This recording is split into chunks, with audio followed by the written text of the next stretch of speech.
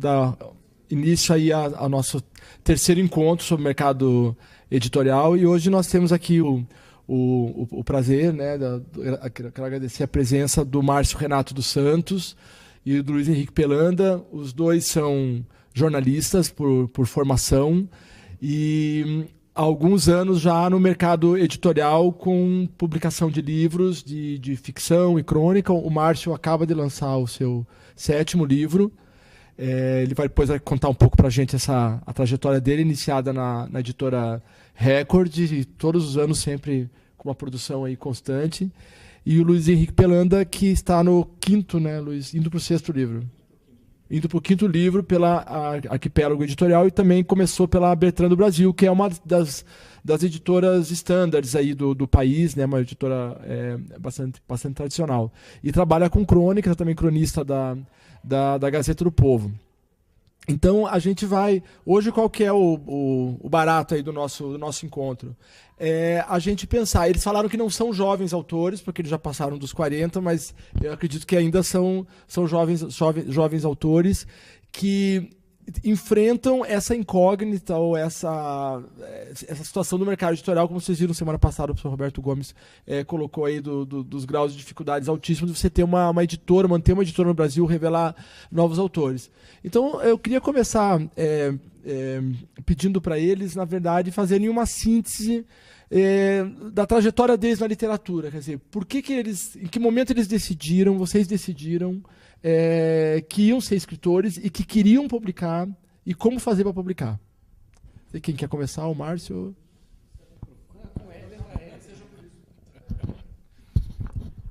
Bom dia para vocês. Obrigado por terem vindo aqui ouvir-nos, né? Escutam nesse volume, assim, numa boa? Então tá legal. Bom, uma pergunta difícil de responder, porque respondi desde o momento em que eu decidi, né, ser escritor até o momento em que eu pensei, agora eu vou publicar, e consegui publicar. Digamos que é uma curva assim imensa.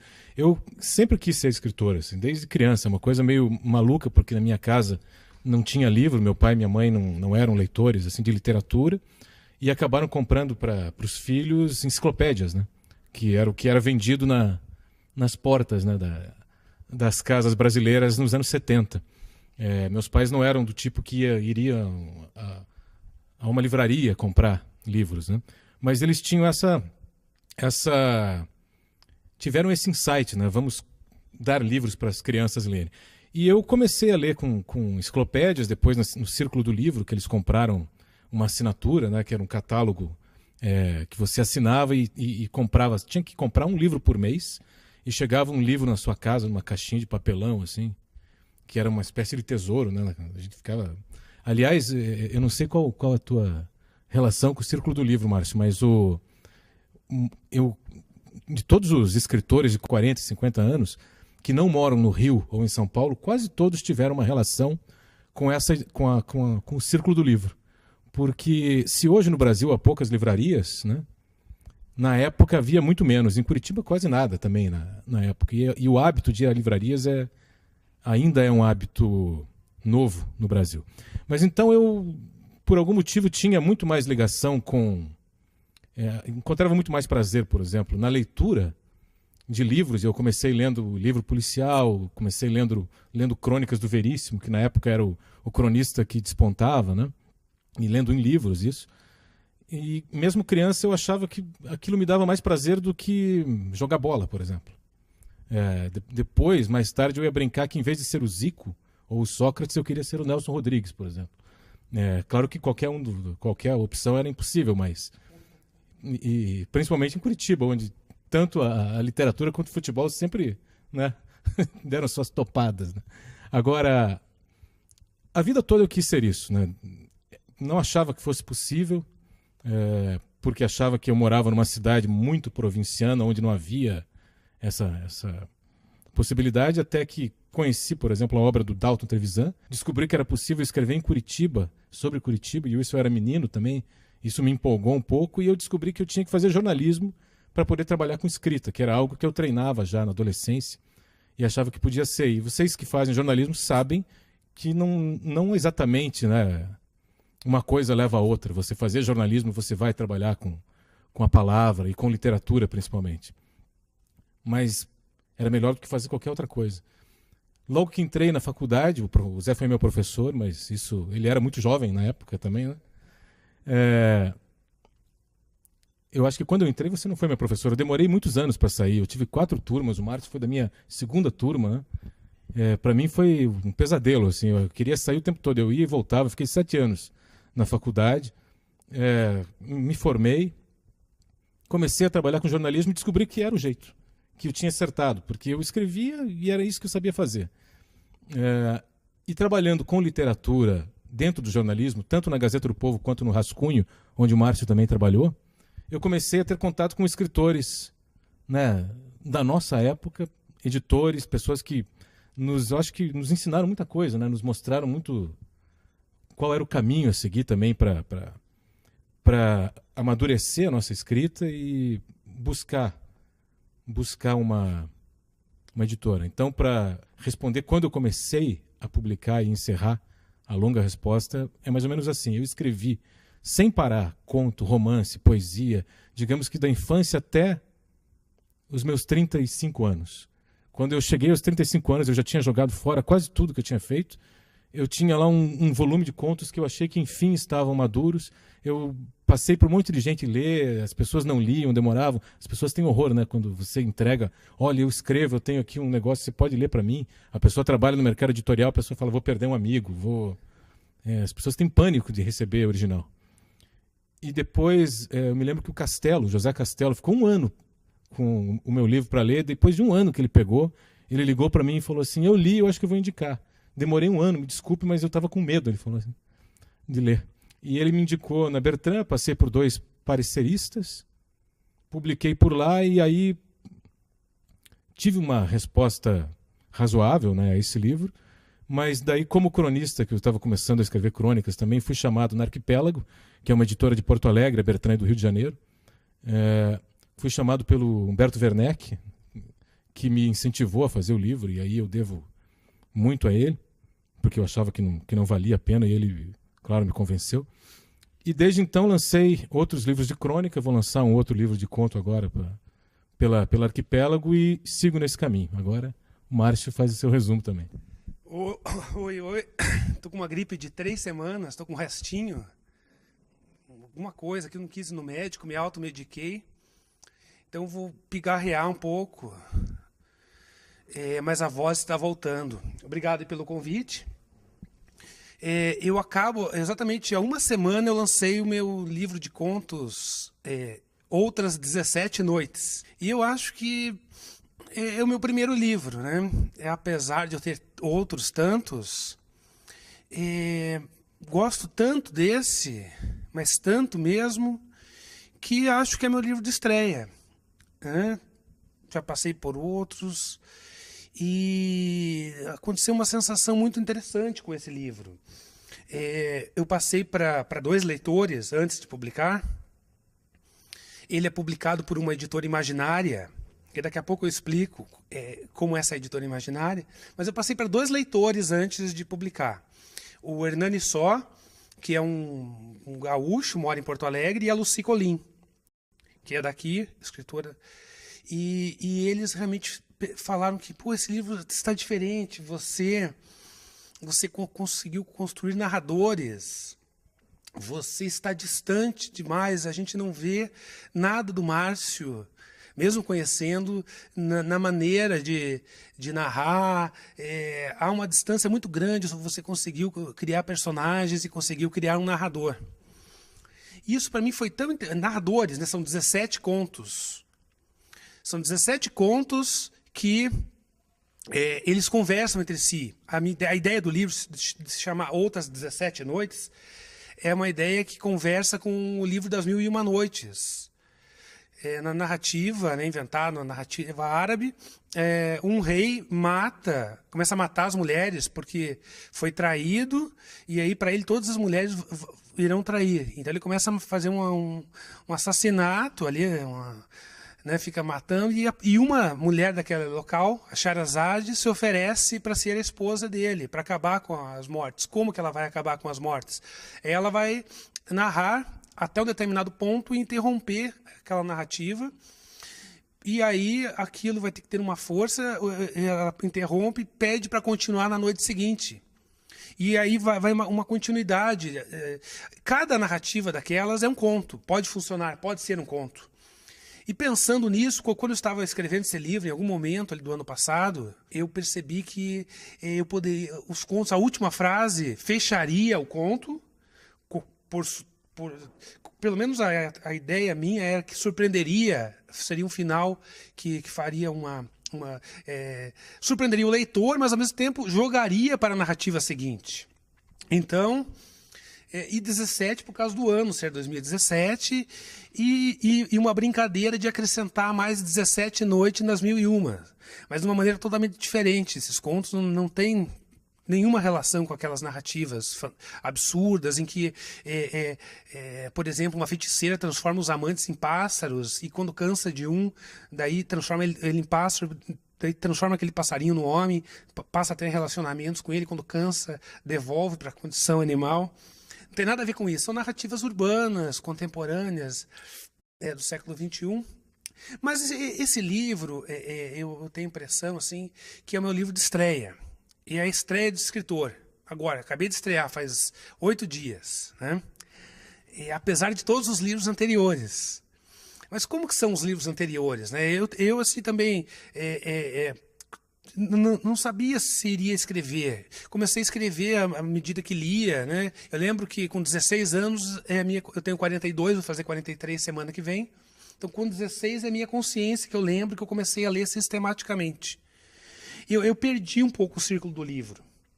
Eu lembro de ler na escola livros pedidos, assim, mas eu não lembro de anterior, então eu considero meu marco zero o Feliz Ano do Rubens Paiva, qual que é? Feliz Ano Velho? Feliz Ano Velho eu considero meu primeiro livro lido, mas não foi, mas considero meu primeiro livro lido esse, que com um impacto muito grande. Desde então, do Feliz Ano Velho, eu venho lendo um livro atrás do outro, mas não só um atrás do outro. Eu costumo conviver assim com 20, 30 livros, né? No momento eu vou terminando. Por exemplo, eu terminei a Odisseia ontem. Eu estou com uma série de livros. A Odisseia é um livro que me acompanhou, numa tradução muito boa aí do Frederico, é um português. Eu li a Ilíada sem entender nada, né? É uma tradução a mais antiga que tem. E agora a Odisseia eu consegui ter um aproveitamento melhor. Mas, enfim, eu me acompanho 20, 30 livros. Então, desde daquela experiência dos 16, eu venho com esses livros agregados comigo, caminhando junto. Né? Eu termino um, coloco o outro. Em algum momento ali da faculdade também fui para o jornalismo, parecido com a percepção do Pelanda. Se fosse para a literatura, talvez o jornalismo pudesse ser uma opção. Diferentemente de gerações antigas que buscavam o direito, por exemplo. O jornalismo parecia mais próximo, apesar de ser muito diferente da literatura, mas parecia ser mais próximo. E daí também escrevia narrativas, não sabia o que era um conto. Né? Escrevia narrativas curtas sem saber o que é um conto. Hoje eu sei o que é um conto, eu posso falar. Vocês querem que eu fale o que é um conto? Eu tenho uma definição de conto. O conto não é um texto curto. Um conto pode ter até 20, 30, 40, 50 páginas. Tem casos até maiores. Mas um conto, tradicionalmente, apesar de haver muita fluidez e muita variedade, mas um conto é um núcleo com poucos personagens. Então, um conto não é como um romance, que, de maneira geral, tem mais personagens, tem mais de um núcleo. Mas o conto é um núcleo de poucos personagens, e você tem que resolver ele ali e no final, dar uma fechada. Né? Dar uma fechada, tentar surpreender o leitor de uma maneira, enganar o leitor. Podem haver duas histórias correndo junto, né? E uma linguagem mais densa, assim, uma linguagem que tentar buscar uma atenção total, todas as frases, uma atenção. Então, o conto eu não sabia que era isso. Mas eu escrevi histórias curtas. E vinha escrevendo histórias curtas. Eu lia que, eu não sei, talvez quem seja um leitor aqui, devem ter vários leitores aqui, além de ser estudante de jornalismo, leitores de literatura.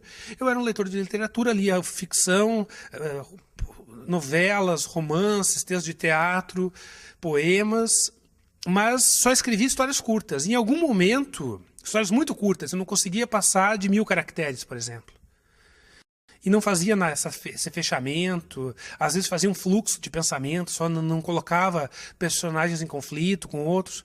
Mas em algum momento eu entendi, comecei a entender, lendo os contos, lendo o Dalton, lendo outros escritores, o Machado, lendo Chekhov, lendo outros, eu fui entendendo mais ou menos. E essa percepção, eu tenho uma percepção do que é um conto. Quando eu leio, pego um texto e não me diz que é um conto, eu tenho meu entendimento se aquilo é um conto ou não.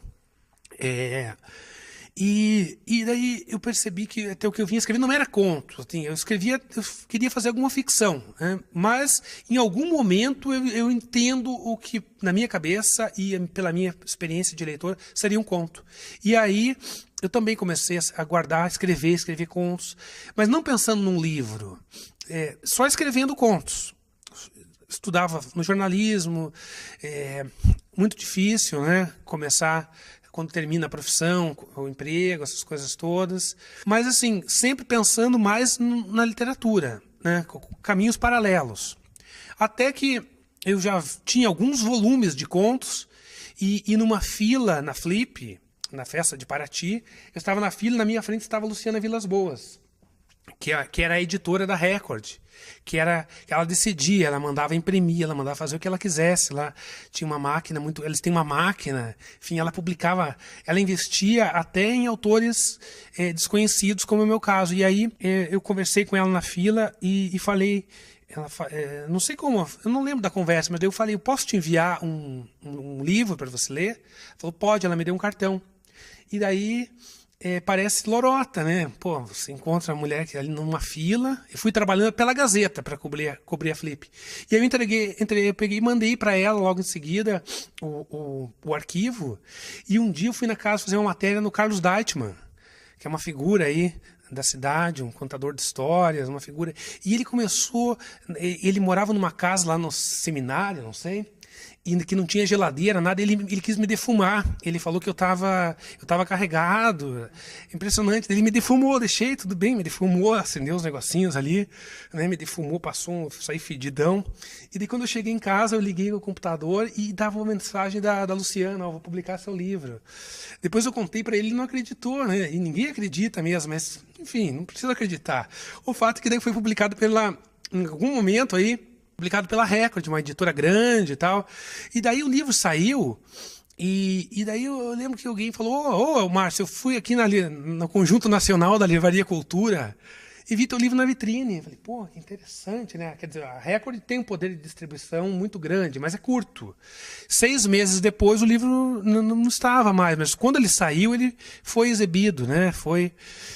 E daí, em seguida, a Luciana sai da Record. A Luciana, eu tinha uma relação boa com ela, assim, a gente falava, ligava, ela me atendia e tal.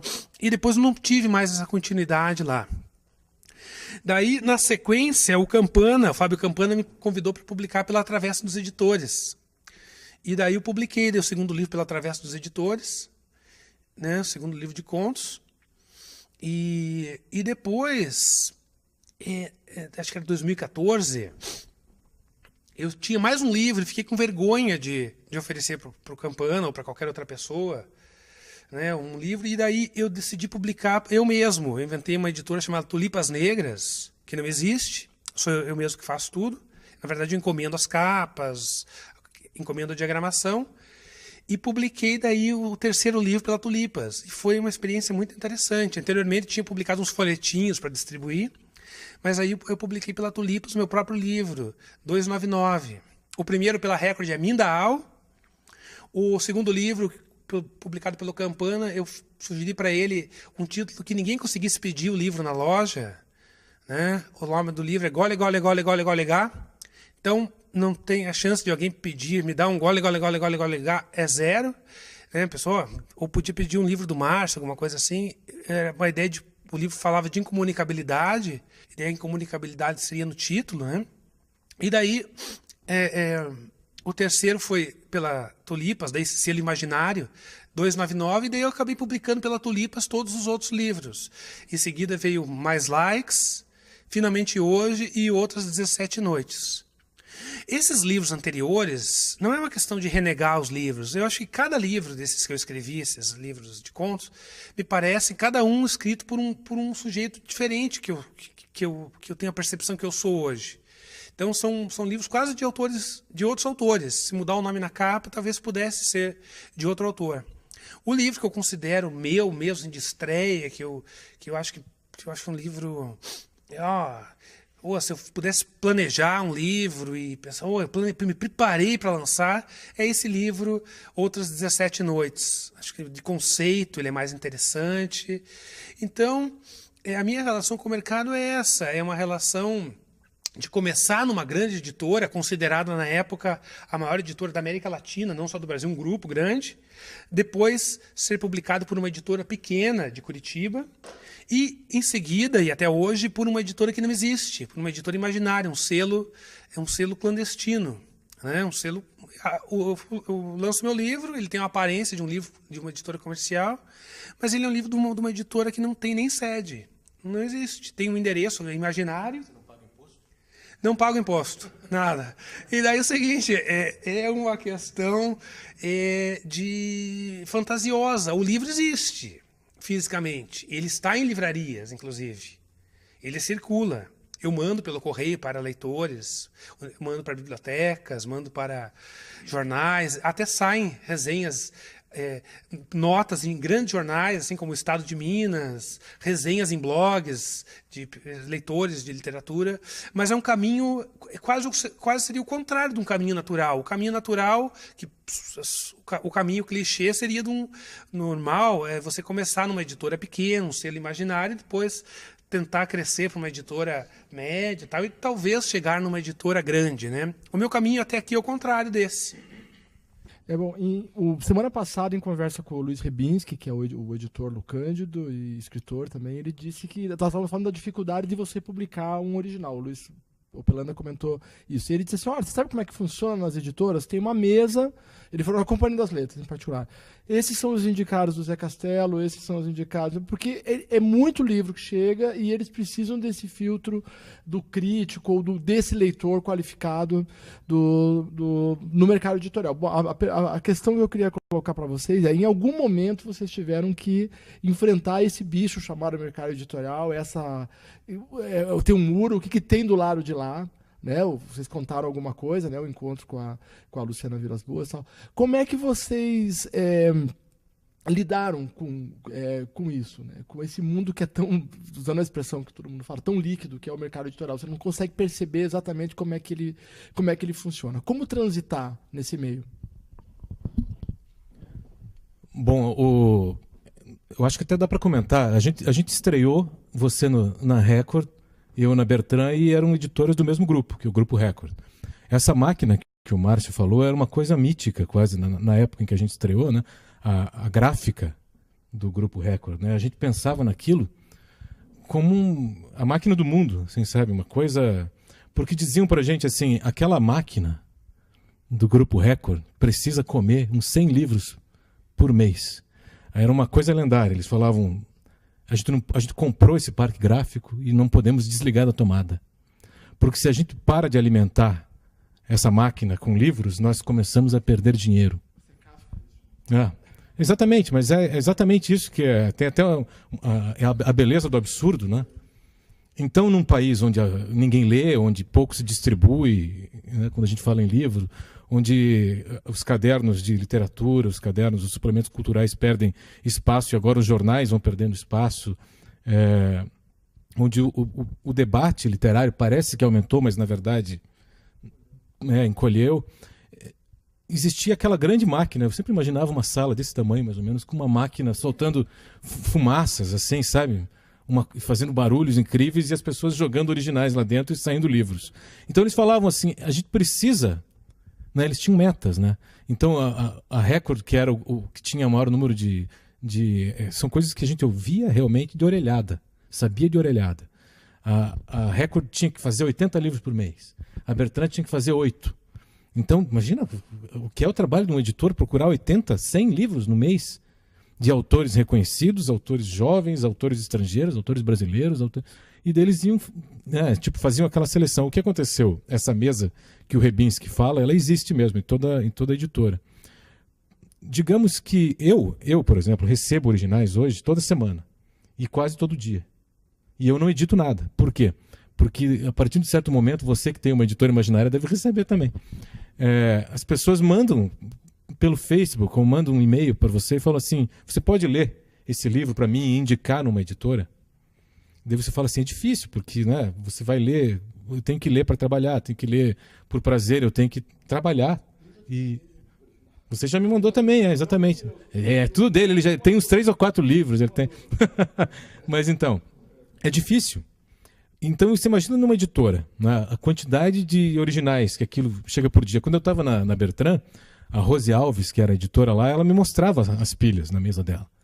Lá em São Cristóvão, nesse lugar onde a máquina fumega.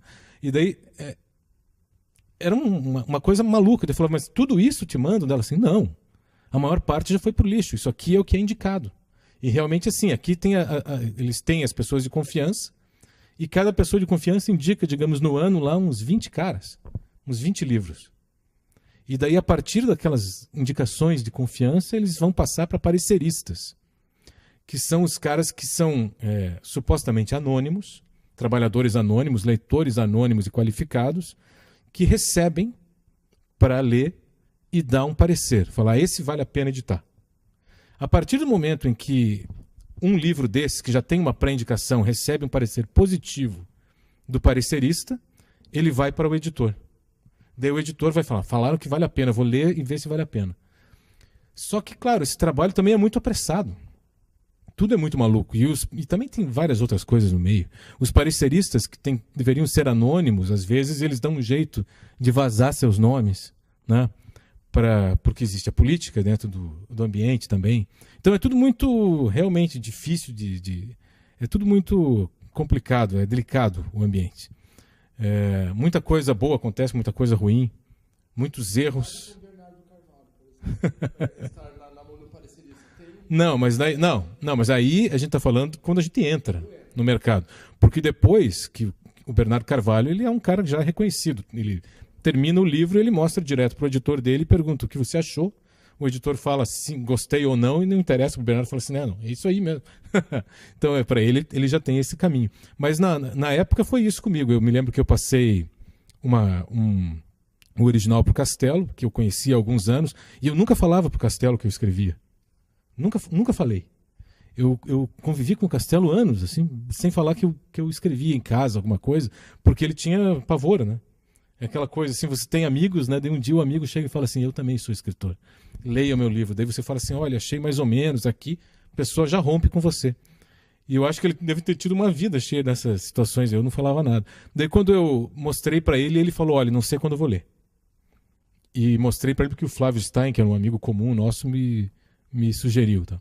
E quando, um ano depois, ele leu e disse que faria a indicação, foi o que aconteceu. Só que, quando a gente chega em editoras grandes, a gente descobre daí como funcionam essas coisas. Você pode ser distribuído nos 3 primeiros meses, digamos assim, né? Eles pegam e mandam caixotes de livros seus para todas as livrarias do Brasil. Mas nessas livrarias já há, digamos assim, 50 mil títulos igualmente escondidos nas estantes. Não há divulgação, não há um trabalho de assessoria de imprensa, você não tem como se agarrar àquilo, você sabe que você não vai vender. Até durante o processo, não sei se você teve essa experiência também, as pessoas que faziam a capa, né? Isso era muito engraçado, a gente falava assim, como é que vai ser a capa do meu livro? Né? Como é que vai ser a fonte do meu livro? E daí vem o cara da capa e fala assim, olha, você escreve contos não vendem, você sabe disso, então esqueça, não vamos fazer uma capa para vender. Mas e se a gente fizer uma capa pensando que pode vender? Depois fala assim, não, não vai ter isso, não vai vender. Esqueça, não vende. Mas por que a gente vai botar numa livraria se não vai vender? É porque as pessoas precisam alimentar a máquina. A máquina. E com sorte, ganhar um prêmio. Porque daí vai ser bom para o catálogo da editora. Mas daí fala assim, esses contos que você escreve são sofisticados. Você fala, sofisticados em que sentido? Não é para vender. Você fala assim, então o que vende, o que é feito para vender não pode ser sofisticado. É o mercado editorial. Então a gente não precisa se preocupar com vendas. Vamos fazer uma capa que não se preocupe com venda. Então tá bom, então você imagina, vai ser uma coisa linda, maravilhosa, sofisticadíssima. Daí eles mandam 3 capas para você escolher. Né? 2 são terríveis. Você sabe que você nunca vai escolher aquilo. E a terceira você fala, mas não é o livro, né? Não é exatamente isso. Não, você tem o direito de escolher, mas entre essas 3. Então você escolhe aquela que você foi direcionado a escolher.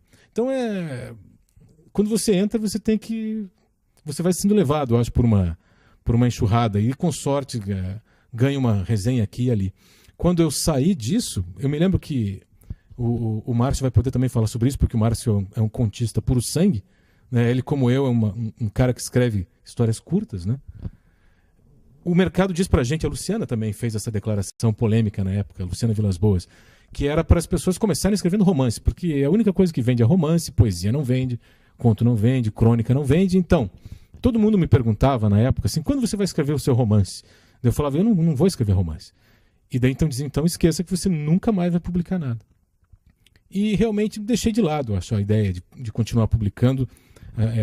Por um momento achei que não ia funcionar, até que eu, escrevendo crônicas na época no Vida Breve, o Humberto Werneck me procurou e me falou que uma editora de Porto Alegre lançaria uma coleção de cronistas e eles precisavam de um cronista jovem, e eu não tinha 40 anos ainda, e eles achavam que podia ser eu.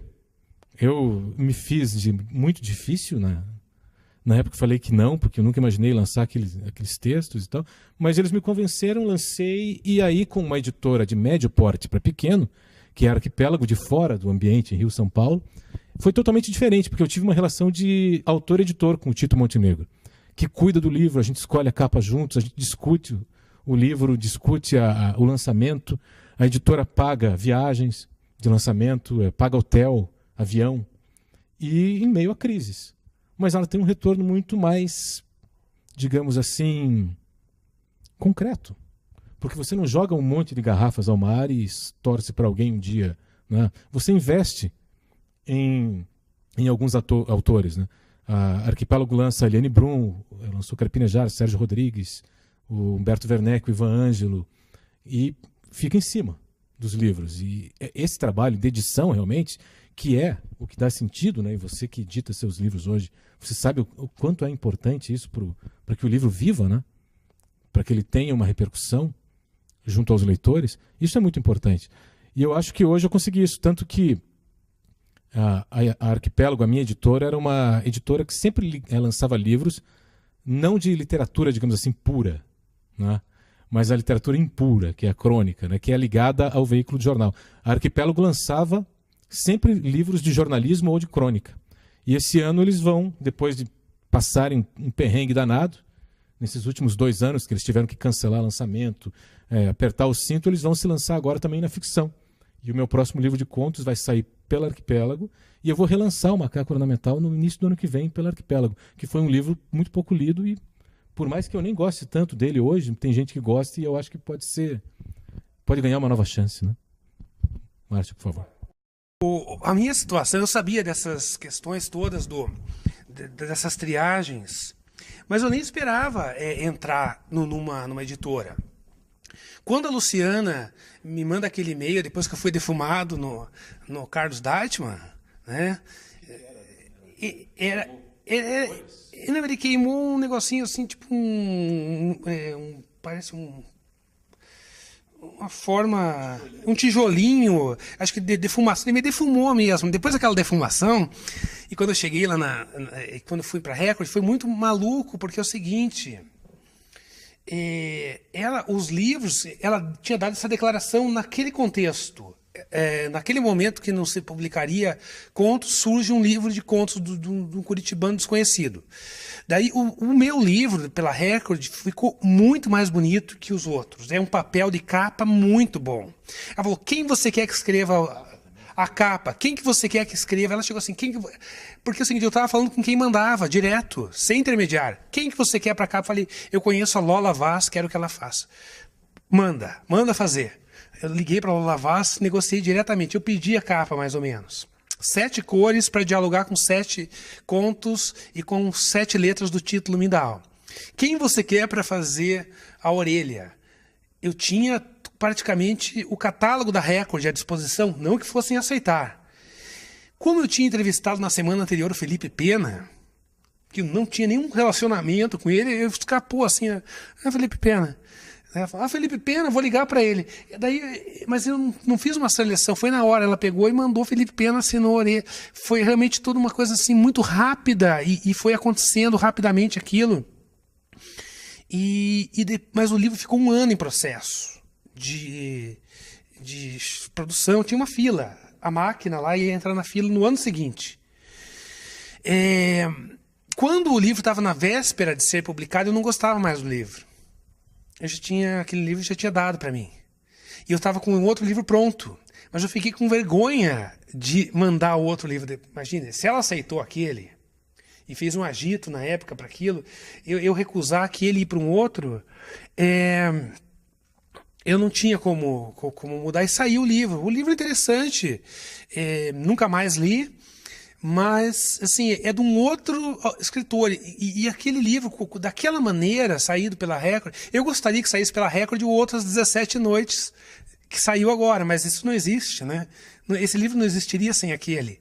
E sem os outros tantos desse período intermediário. Então, e depois eu sou... Bom, antes de eu participar da Record, eu sei fazer livros. Eu trabalhei na imprensa oficial...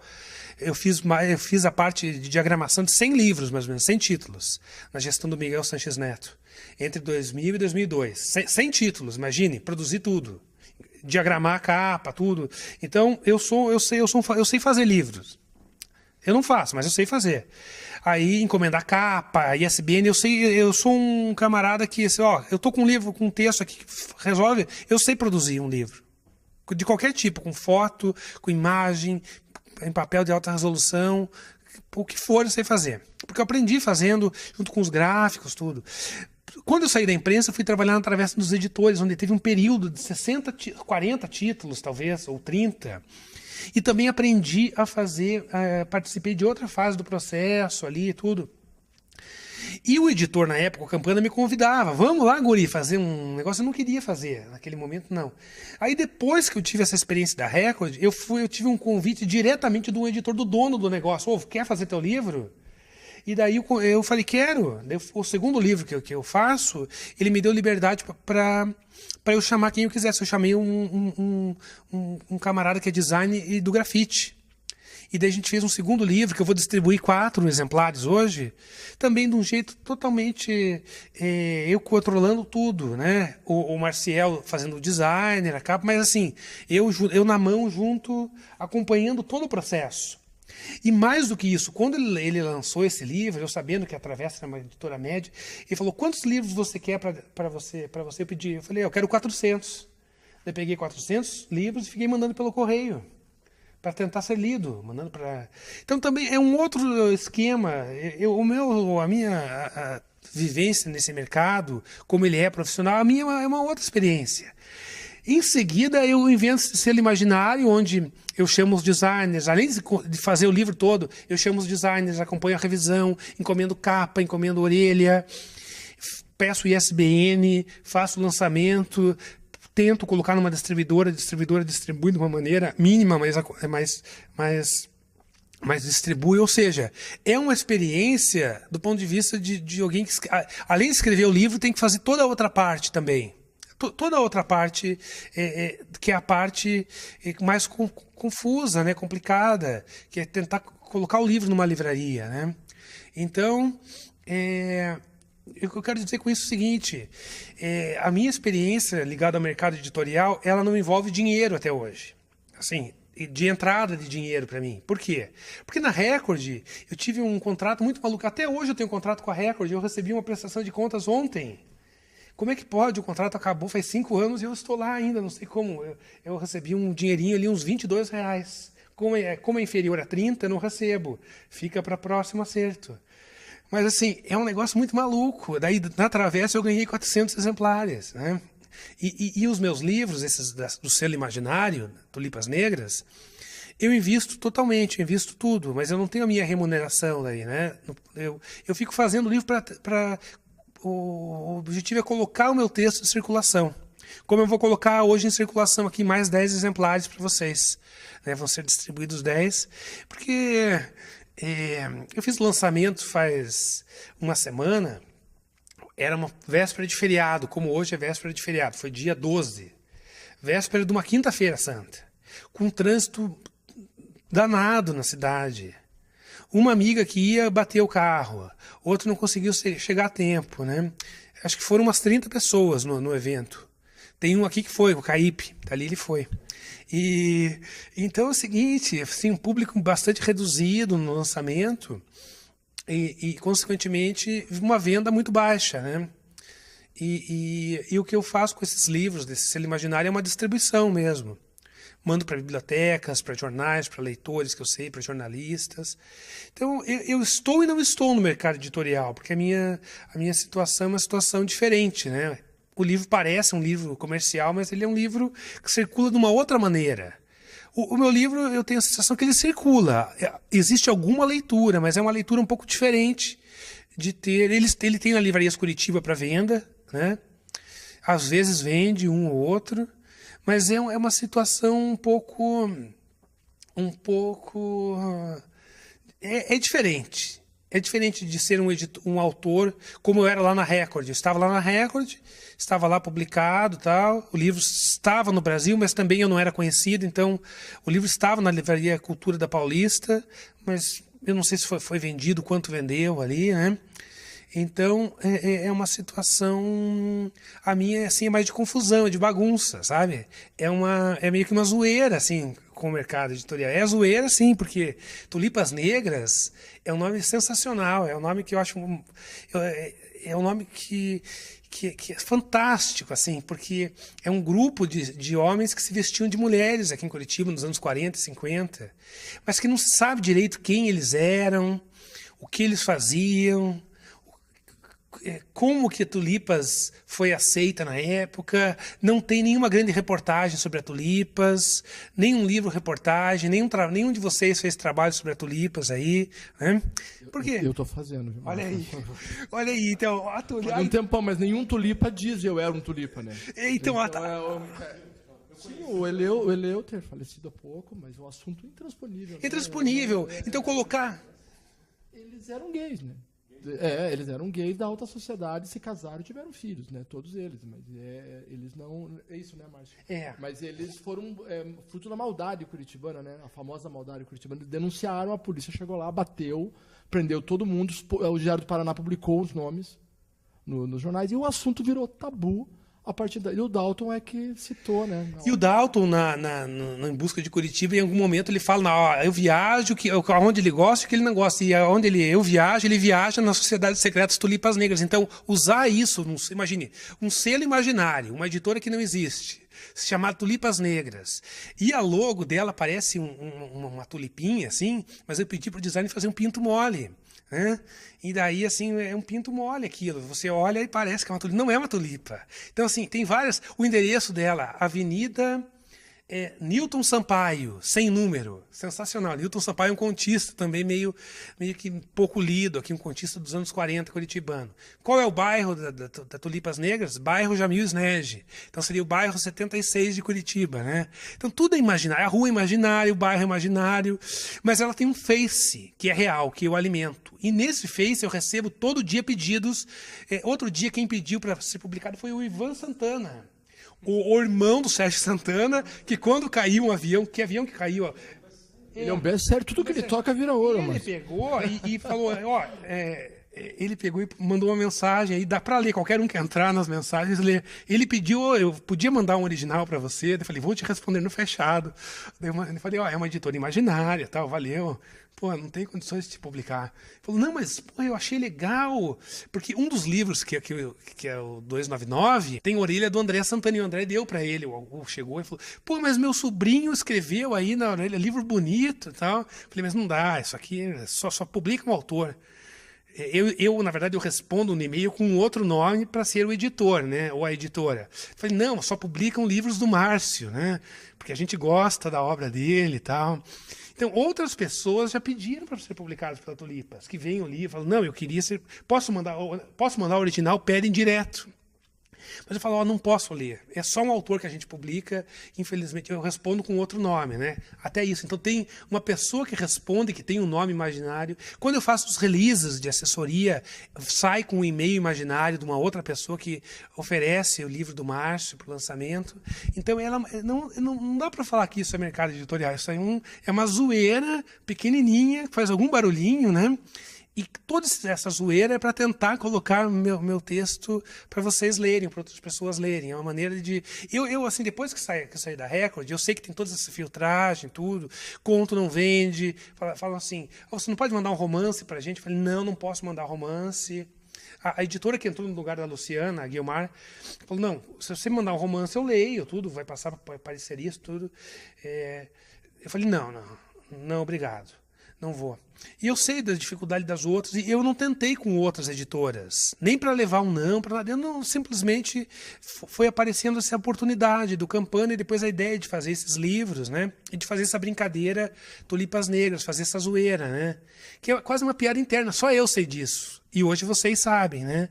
Mas assim, ninguém sabe disso. A Tulipas é um selo ali, circula pouco, tal, né? Então, eu acho, mas essa experiência é muito interessante, porque eu estou me aprimorando na arte de fazer o livro, de trabalhar mais, editando mais o meu próprio texto, revisando, batendo mais no meu texto, tentando encontrar mais síntese e mais tensão na linguagem.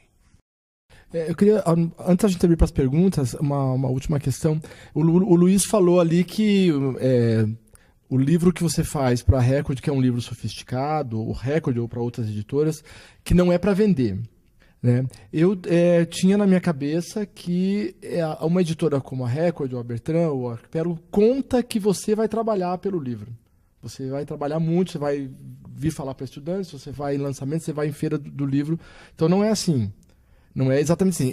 A verdade, a pergunta seria, o que é mito, o que é verdade? Vamos citar o caso, por exemplo, o terceiro jornalista mais premiado do Brasil, Mauri Koenig, aqui em Curitiba, não consegue publicar por uma editora.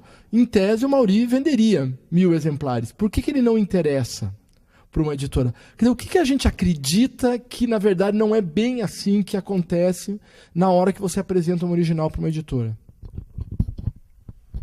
Bom, eu vou tentar esclarecer a parte da sofisticação e daí eu vou falar o que eu acompanhei e o que eu acho que é o interesse da maior parte das editoras grandes, né? Bom, a questão da sofisticação é o seguinte, as editoras grandes, elas não esperam. Vamos falar, por exemplo, hipoteticamente, o Grupo Record. Quando o Grupo Record lança um livro meu de estreia ou um livro do Márcio de estreia, eles não imaginam assim, nós vamos ganhar uma grana com esses caras. Porque eles já ganham dinheiro com o Humberto Eco, com a Isabel Allende, com o Garcia Marques. Eles têm um catálogo tão grande que não importa em relação a vendas, mas principalmente as vendas em livrarias. Se eu vender 1.000, não vai garantir que eu vou ter o segundo. Não vai garantir. Não, isso não vai garantir. Mas eles se importariam conosco, né? Que não, nós que somos esse time que não precisa vender, nós temos a obrigação de ser artistas, não é? E aí ganhar prêmios ou ser indicados em prêmios, porque isso dá mídia. E daí isso vai por uma espécie de currículo do editor. Não é? O editor que descobre o artista, que ganha prêmio. É tudo nebuloso, é um sistema nebuloso e onde existe, claro, lógica e existe vaidade. Só que, falando em relação a... Você perguntou a sofisticação, né? O que espera, né? Foi isso que você... Essa editora não espera que você vá trabalhar. Não, eles esperam que a gente trabalhe, porque em geral a gente trabalha muito. A gente vai trabalhar, se chamam a gente para falar, quem fala. A gente está sempre fazendo essas coisas, sempre divulgando o livro que é nosso, mas que a editora também. Mas a Arquipélago, a editora onde eu entrei, já em 2010 e pela qual lancei 5 livros depois, é diferente nesse sentido. Porque eles dependem das minhas vendas também. E meus livros vendem. Mas por quê? Se não vendia antes, era sofisticado. Mas porque existe um trabalho em cima disso. A gente vende, eu trabalho por isso, fazendo oficinas, dando curso, ou falando em mesas, ou falando na internet, ou divulgando nas redes sociais as coisas como o Márcio também faz. porque a gente precisa ser lido. Mas a editora, ela investe, ela fala nas livrarias, a Arquipélago vai até os livreiros, conversa com eles, porque tem uma coisa em livraria que é o seguinte, as livrarias ganham mais dinheiro, eu acho, cobrando espaço nas gôndolas de exposição do que vendendo livro. Você tem que pagar R$5.000 para você colocar o livro numa daquelas gôndolas em destaque. E as editoras médias e pequenas não têm esse dinheiro. Então vai ter sempre lá os best-sellers que já venderiam normalmente para um público já cativo, mas que são os caras que vão pagar aquela exposição. Então, para as editoras menores, não vale a pena você pagar R$5 para não vender nada. Né? Para um público sofisticado que não existe, segundo muita gente. Mas como é que funciona se no Brasil ninguém lê? Como é que as editoras continuam lançando um monte de livros e esses livros não vendem? É porque até pouco tempo atrás se confiava nas vendas do governo, nas compras do governo. Porque daí o governo comprava coisa para as escolas, para as bibliotecas, ensino médio, ensino fundamental, e as pessoas vendiam daí 50 mil livros. E você vender 50 mil livros de um título só, né? 20 mil, 30 mil, 50 mil, a editora consegue viver com isso um ano. Então, se você lançar o Ivan Santana na Tulipas, você vai viver 10 anos, imaginariamente. Mas é exatamente isso. Daí, de um tempo para cá, o governo parou de comprar. Por motivos que nós sabemos quais são. Virou uma zona. Né? Ninguém mais compra nada. Acabou. É a crise, é a corrupção, é a Polícia Federal, acabou. Está tudo parado. E as editoras, nos últimos 2 anos, entraram em pânico. As pessoas não estão mais... Porque não se... A gente tem muito mais gente estudando hoje, muito mais gente lendo, mas não o suficiente para manter o tamanho do mercado editorial brasileiro. Um grande cliente dos livros é o governo. Ou os governos. Né? E os governos estão se desinteressando disso. Eu acho que a última vez que teve uma venda de PNBE foi em 2012. Já são 5 anos. Nunca mais. Todo mundo ficava esperando a lista. Vamos ver quem é que vai ser vendido. Né? Daí ganhava, porque daí a editora ganha uma super grana daquela venda toda e o autor ganha 10%. O cara vai viver também 10 anos comendo no quilo lá com o dinheiro de uma venda para o governo.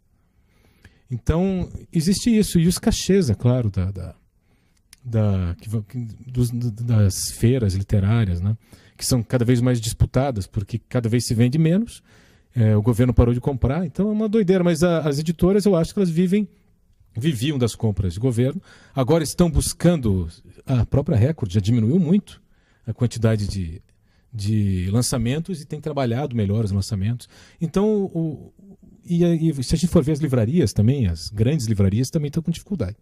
A gente ouve boatos de fechamento aqui, fechamento ali e tal. Eu até acho que as livrarias de rua vão se beneficiar disso um pouco.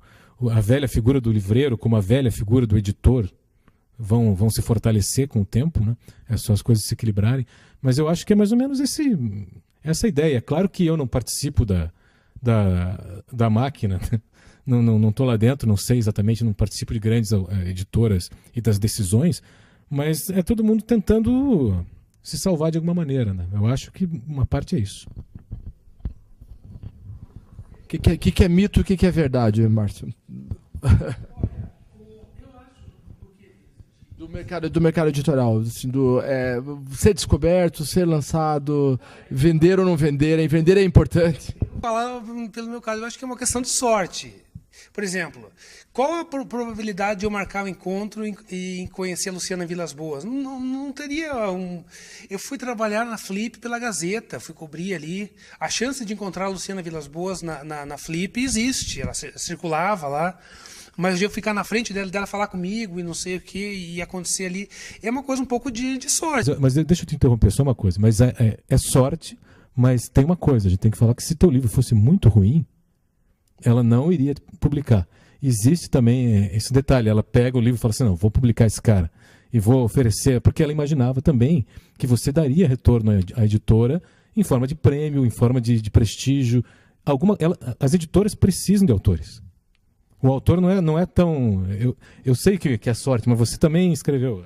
Não, e aí sim, eu acho que... Claro, e naquele momento, talvez, a Record tinha essa possibilidade, ela apostava em mais autores desconhecidos.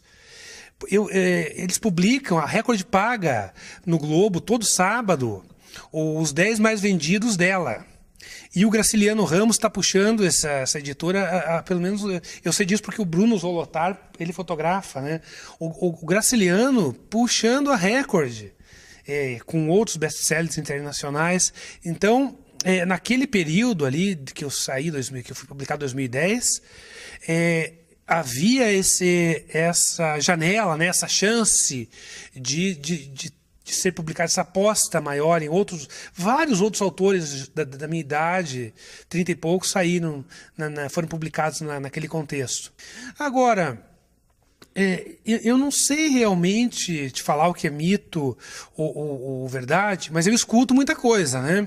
Escuto uma série de coisas que eu não sei, eu não posso falar, porque lendas, não sei se são boatos. Mas eu não vivo, apesar de eu trabalhar com jornalismo, entrevistar escritores, eu publicar meus livros dessa maneira imaginária aí, né, pela Tulipas, falar na real o que é verdade, o que é mentira do mercado. Eu posso falar também uma outra coisa sobre a livraria, é que elas ficam com 40% do valor do produto, né? Às vezes mais. Então você entrega o livro, 40% já é da livraria, automático. Isso é um fato, não sei se vocês sabem. O autor recebe realmente 10%, né, do valor de capa, talvez tenham negociações melhores. Não sei, deve ter alguns casos. Por exemplo, o que é vender bem no Brasil, Márcio? Aquela história, alguém que vendeu uma edição de 1.500 conseguiu bastante. Talvez seja, mas aí olha a miséria, né? Eu penso assim, toda vez que eu vou lançar, eu tenho uma expectativa bem menor agora. Eu lancei meu 6º livro de contos. Cada vez que eu vou, eu até me surpreendi comigo. Nessa vez a expectativa. Foram 30 pessoas ali, venderam menos de 30 livros nesse meu lançamento, e eu não fiquei chateado, eu só fiquei perplexo com um dado, assim, que eu vou pensar, todo ano quando eu vou lançar o livro, ou cada vez que eu vou lançar, eu fico pensando assim, porra, eu faço essa conta, mas eu faço essa conta na ida de carro, assim, que eu vou no carro pensando, pô, a cidade já tem 2 milhões de habitantes, cara. Que miséria, hein? Eu não consigo levar nem 100 pessoas para me ver. Numa cidade de 2 milhões de habitantes, que miséria, né? Nem 1.000 pessoas compram o meu livro nessa cidade. Que situação miserável, assim. Não minha, mas da cidade mesmo, né? Que miséria que é essa cidade. Que miséria que são as outras cidades também. Que não... Mas você imagina, se vender 1.000 livros é bom, e que miserável somos nós, né, escritores. Nós somos uns miseráveis. Que interesse é esse? Que país, né? Que miséria de país que a gente vive, que não tem 1.000 pessoas. Jogar a baleia azul, se você continuar. Não, mas é uma miséria absoluta. Que situação que é a nossa, né? Pô, que coisa! 2 milhões de habitantes, não tem 1.000 interessados. Não, o meu lançamento, assim, pô, eu vou lá, tem que ter 1.000, cara, tem que ter 1.000. Que isso? Não pode ter menos que 1.000. E não tem. No Brasil, 200 milhões. E não tem 1.000. É uma miséria total. Então, esse mercado editorial é uma confusão, a gente não sabe direito o que é verdade, o que é mentira. Agora, sem essas aquisições governamentais, o que vai ficar? Mas, assim, é uma miséria total não ter esse interesse de 1.000 pessoas por um livro de um autor. Que isso? Claro, não tenho divulgação, mas mesmo eu faço a minha divulgação. Todos os autores fazem sua divulgação, Pelanda faz, todos os autores fazem. Tem mais de 1.000 amigos ali, virtuais. Isso repercute, isso é replicado. Como que não tem 1.000? Então, Mas ao mesmo tempo tem uma coisa curiosa. Eu lembro que o Luiz, tempos atrás, falou dos lugares que ele tem ido. Você foi pelo Sesc, né? Luiz Vários e tal. E que ele se eu reproduzir errado, tem aquela coisa, o Luiz falou, daí você diz, gente, eu nunca disse isso, né? Isso acontece muito com todo mundo, né? Mas você disse que às vezes você tem a impressão que as pessoas estão ali, o fetiche do autor, mas que elas não leem aquele livro. Elas compram o livro, elas tiram uma foto com o autor, elas recebem o autógrafo, né? Mas que não acontece. Por um lado, o fascínio pelo escritor permanece, né? Ainda que não haja nesse caso, eu não acho que seja negativo no sentido de esses caras não estão lendo. Quando você viaja ao Brasil, assim, vai em vários lugares e Você vai e descobre coisas que você antes não tinha percebido. Na verdade, as pessoas não têm acesso ao livro, um acesso natural ao livro. Elas vão ver o escritor para ver se aquele cara talvez valha a pena, mas as pessoas não têm grana para comprar também. Daí falar assim, tá, mas vão no futebol, bebem cerveja, compram... Claro que tem dinheiro para outras coisas, mas o livro não é prioridade no Brasil ainda, tem um caminho muito grande, né? Então as pessoas vão porque é uma coisa a se fazer. Você vai no lugar onde nós estamos aqui conversando, você vai ouvir alguém dizer alguma coisa que pode ou não mudar alguma coisa na sua vida. Mas é claro, daí se cria também uma cultura de eventos, né? De conferências. Tem gente que já viu, que adora um autor, que já viu ele falando 10 vezes, mas nunca comprou um livro dele e às vezes nunca leu o texto. Mas ele conhece as histórias que a gente, com o tempo, vai se obrigando a produzir para o palco, que é uma coisa maluca na nossa profissão, digamos, hoje. Assim, quando a gente vai falar em público, às vezes o público espera que nós contemos histórias. E com o tempo a gente conta uma história que ela funciona, você aprimora a narrativa e você trabalha, né, o que você trabalharia na literatura, você trabalha às vezes no discurso. Porque as pessoas estão lá querendo saber o que é que a literatura nos tem a oferecer. E é um processo de convencimento.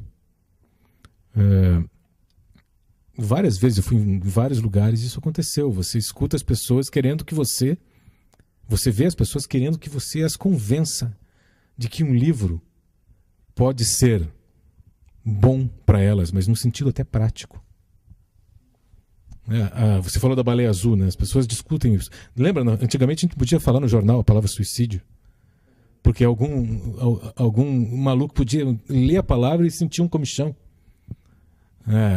Era uma coisa mal pensada também. É necessário discutir o suicídio? Não podemos esconder a palavra, a ideia, a verdade do suicídio.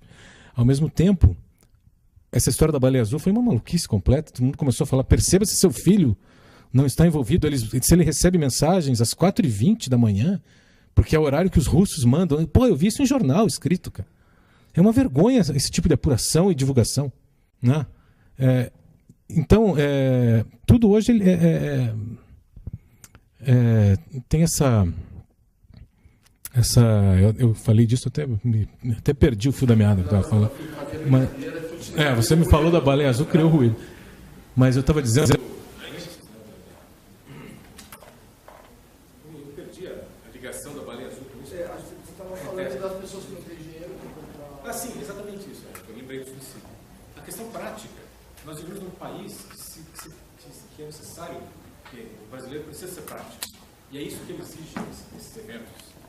Que nós entreguemos um produto a eles, não exatamente o livro, mas o espetáculo. Por quê? Porque se você vai ver na Rússia, na Finlândia, você vai ter 50 suicídios para 100 mil pessoas. No Brasil é 8. O Brasil não tem direito ao tédio, as pessoas estão querendo viver. Elas querem sobreviver. Quando elas pensam em termos de literatura, elas querem que a literatura ajude a continuar vivendo e sobrevivendo. Por isso, quando a gente viaja para vários lugares, a maior parte das cidades que a gente vai não tem biblioteca, não tem livraria.